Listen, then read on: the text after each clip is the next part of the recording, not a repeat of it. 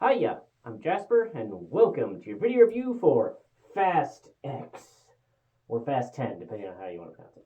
So, as always, I'm going to give you the good, the bad, and the furry. To start off with the furry, there isn't any. Moving on to the good and the bad. So, this is a movie in the Fast, at this point, I'm going to call it the Fast Cinematic Universe, because there's literally offshoots with the Hobbs and Shaw, and then there's just it's such a wide range of movies with so many different characters that I feel like this is the Fast and the Furious cinematic universe at this point.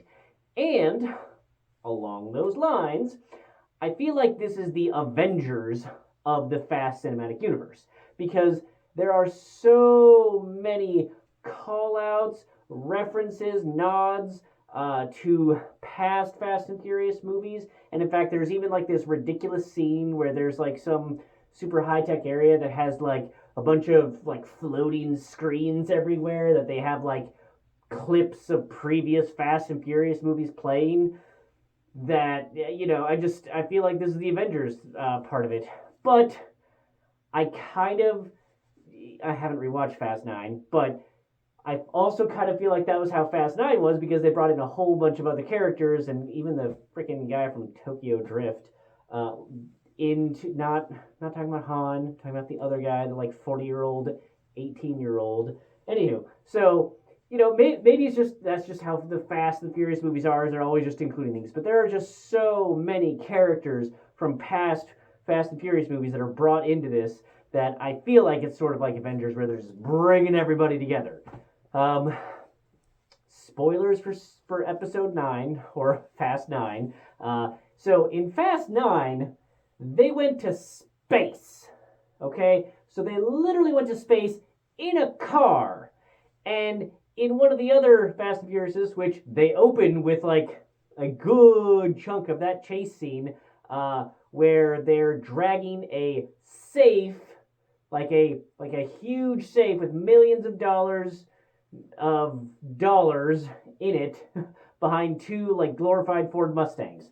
So yeah, like realism and like accurate physics and things that make sense hasn't been in the Fast and Furious franchise for a good 4 or 5 movies now. Like you just kind of gotta if you liked those other movies and you're at the point of watching Fast 10, you either hate yourself because you don't like those movies and you're gonna watch them anyway, or you like them. You like the ridiculous levels that they went to. I felt like they turned it up to 11 in Fast 9 when they went to space.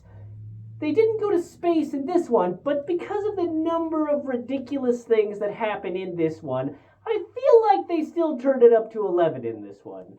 But I kind of feel like maybe that's what they do every time. But every time 11 is just higher and or different. But once you go to space, it's hard to get past that. I was kind of expecting maybe time travel in this one.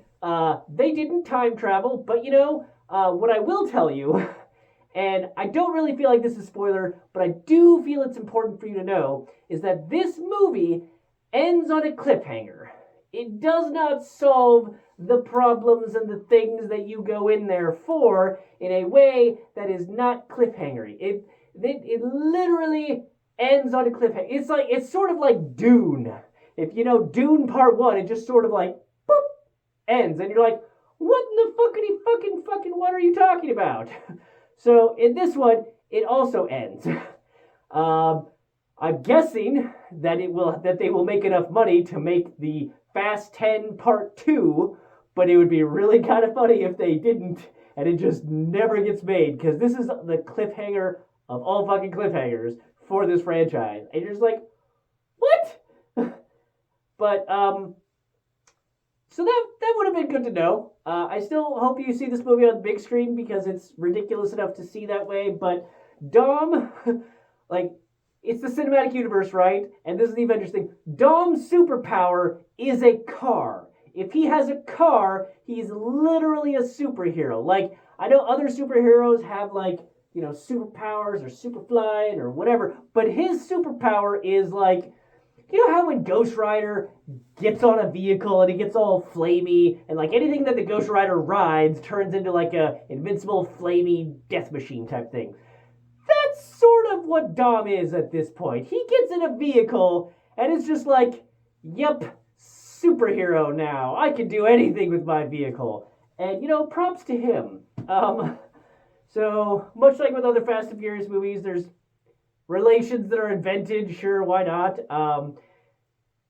Grudges and everything else that just ties it all together. It's sort of like the Saw movies. If you watch the Saw movies and just ignore the torture porn aspect of it and just watch them for the story and how they relate to each other and how they continue to build who inspired what to cause this, to cause that, to do this other thing, they're actually pretty intricate movies that fit together all quite nicely until the Chris Rock remake, which we're not going to talk about.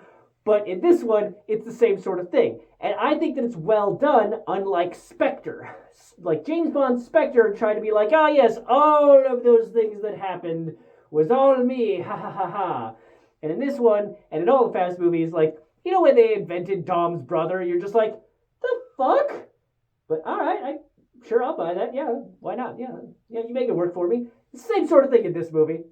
If you didn't buy Dom's brother in that movie, you're not going to buy the other things that happen in this movie. But if you don't care, you don't care. Like, these movies are what they are at this point. They're glorious, ridiculous things that have badass cars, shiny cars, awesome other vehicles, amazing chase sequences, ridiculous stunts, Dom being a badass, and, hot chicks with really short shorts on and cameras close up on their ass for a little while. It's great movie making, and I highly recommend it. So 2 thumbs up for this movie. But that's all I have for this one. Thanks for coming. Thanks for watching. Hope to see you at the next one. Bye.